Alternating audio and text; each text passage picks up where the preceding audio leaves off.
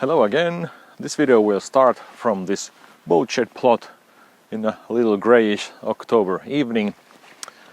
I've got a new camera, hopefully it works well. It's kind of temporary until I get the real camera for making these videos, but this will do and it will serve as a secondary camera after that. And as you can see, there's something happened here yesterday evening to make this driveway to the plot, so now I don't have to jump over the ditch anymore. It was surprisingly smooth operation, and next week we'll start making the driveway further to the area where the shed should be.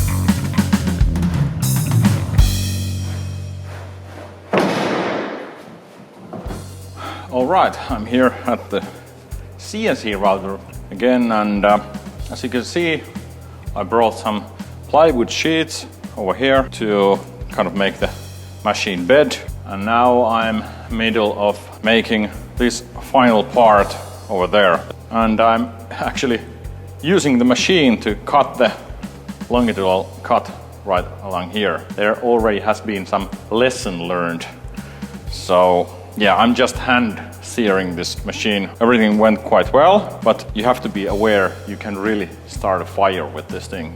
You can see the slot right there, and when you're doing this by hand, you really can't put that blade down there and wait a few minutes, because it will spin in there like a 1500 RPM, and it will heat up the wood and start fire. So you really need to be fast.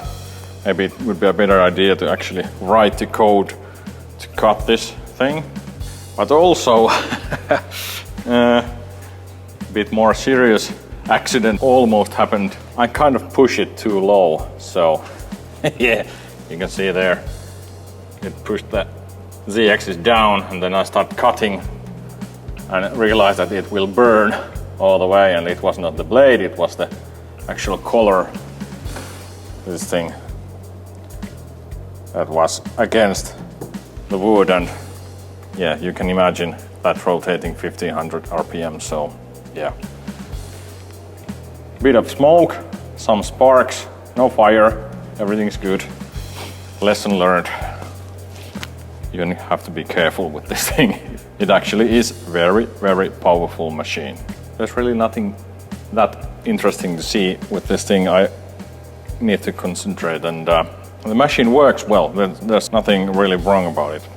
But one thing, the next thing I'm gonna do is the dust shoe for this spindle. You can see there is quite a bit of dust already all over the machine just from this cut. But I know there should be not very much dust coming from this router when the cut speeds are correct. So obviously they are not correct yet, but I don't want to push the machine so much. But anyway, I'm gonna continue this first cut here, and I will show you the end result.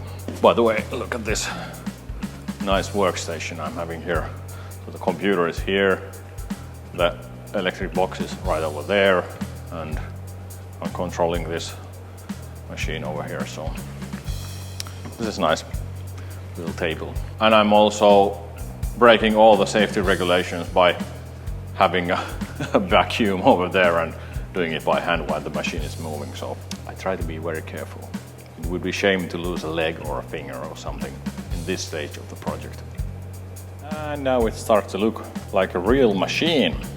Now there's plywood top all over, and there's a little cut mark that you can see that the bed was a bit higher on that end, but it doesn't matter in this case. And this narrow piece is the one I cut, and everything went smoothly except that almost fire incident and the fact that I made a classical mistake and cut the wrong side of the line. So yeah, now there's a play of 8mm, which is the width of the blade. So yeah, oh well, I bet this is not the last time I do this mistake. Yeah, it's getting late now. Maybe I'll come back tomorrow and screw these boards down to the frame so they are permanently there. But you'll see what happens in just a few seconds.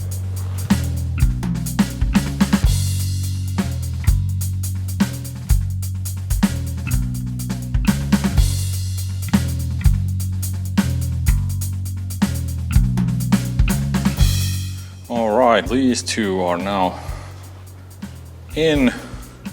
Only problem is that I can't reach those bolts in the second row.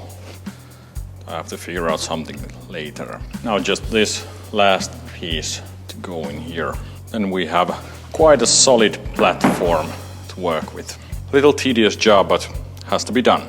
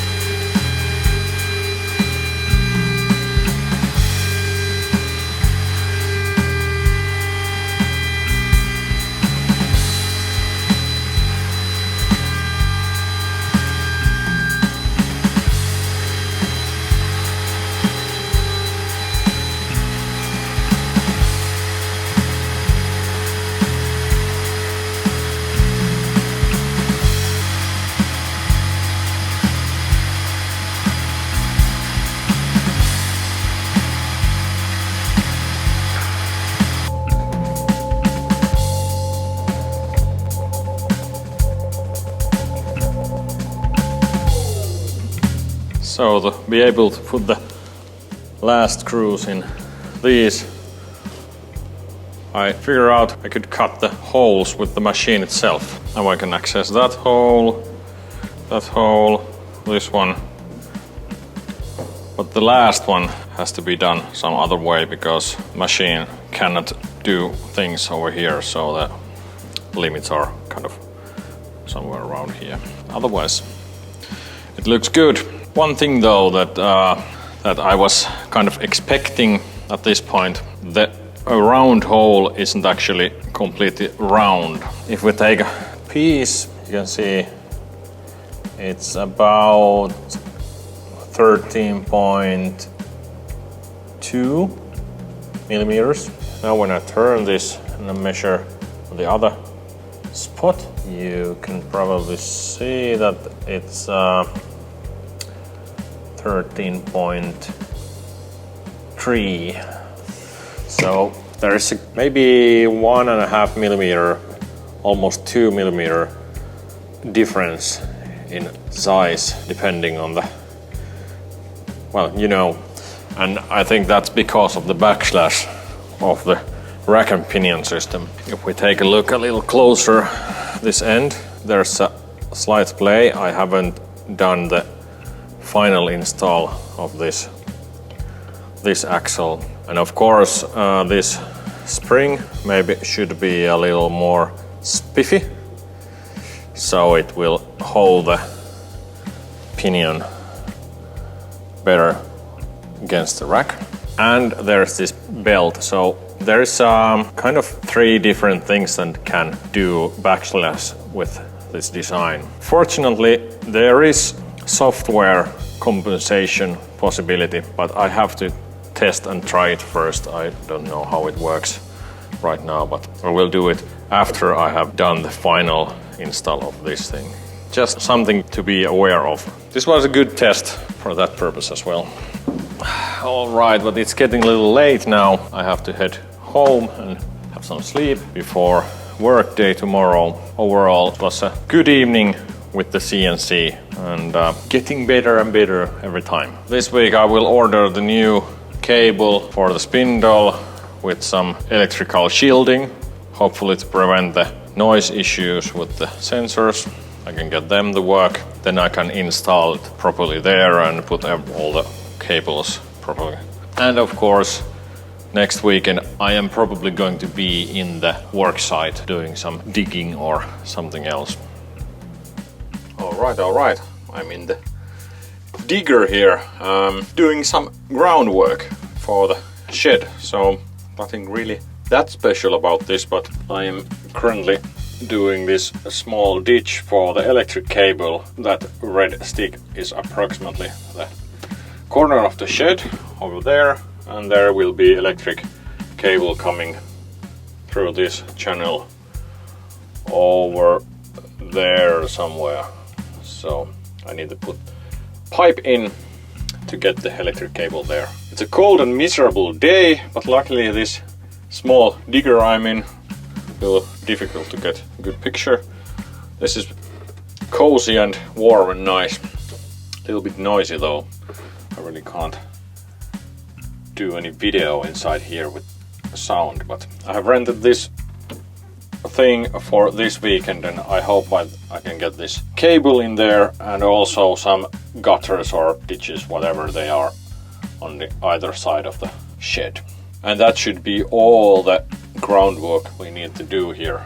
Next week I think we'll get the gravel and stuff under the shed itself, so no more digging after this. I think I'll end this video right here, and feel free to comment down below and like this video and subscribe and all that kind of stuff. We will continue with the project in next video, maybe some CNC cutting and stuff like that. So nothing that special yet, but soon more exciting things to come. I think we'll get into both plans as well. I will continue now the digging and have a really nice next couple of weeks, and we will see you hopefully soon. Bye!